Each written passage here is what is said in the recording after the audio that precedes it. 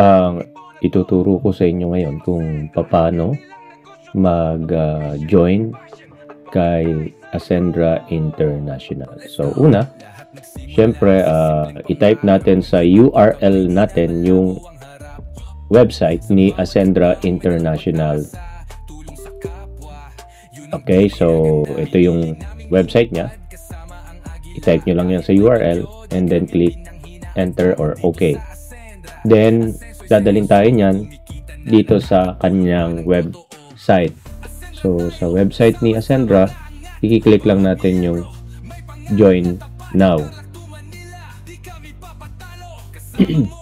And then, dito, dadalhin tayo sa page ng ating membership para i-fill in or i-fill out yung membership form. So, dito, itatype natin yung name, first name, middle name, last name, birth date, gender, status, email address. So, dapat po yung email address natin is active, nakaka-receive ng emails. Then, your contact number, SIM, dapat active and already a registered SIM card.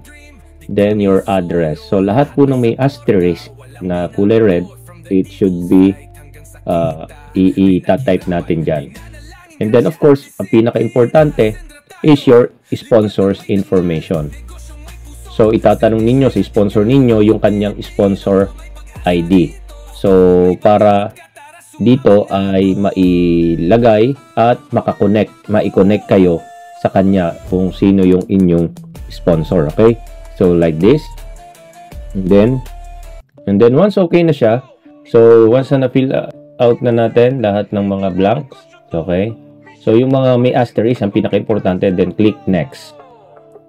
Then, dito, choose tayo ng package. So, each package, meron siyang mga products na kasama. Okay? So, i-choose lang natin. Okay?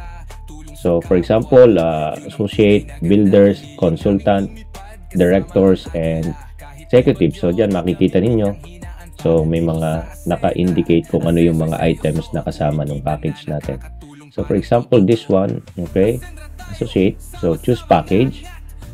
And then, once you choose, so, maglalak na yan. So, package selected. And then, click next na po tayo. Okay? So, click next. So, once we click next, okay, so, proceed tayo sa payment. So, basically, you can pay over the counter. So, ito po yung madalas na ginagawa natin. So, just accept lang to. So, sa office po natin siya babayaran. Okay? So, then, we will click pay now. Okay? Just like that. So, once na okay na, so, we've sent an email containing your unique transaction ID along with details instruction for completing your payment. So, okay, click that one and then pupunta tayo sa email natin, okay, para i-check yung ating email. Okay, so ganito lang po siya. So, just like this. So, for example, this one. Okay, so dito, thank you for choosing to proceed with your payment. So, below are your payment options, details. So, yan. So, transaction number. So, pwede pong over the counter. Ito po yung pinaka best way para on the spot masettle po kaagad natin. Or option 2, bank transfer. So, yan. Pwede tayo magbayad sa bank account ni Ascendra sa Union Bank. Okay, so ito siya. Yun nga lang, syempre, after completing the transfer, please send your proof of payment for verification. So, verification po nito, it took time. Okay? Mga 1 to 2 days po bago tayo ma-activate. So, yun.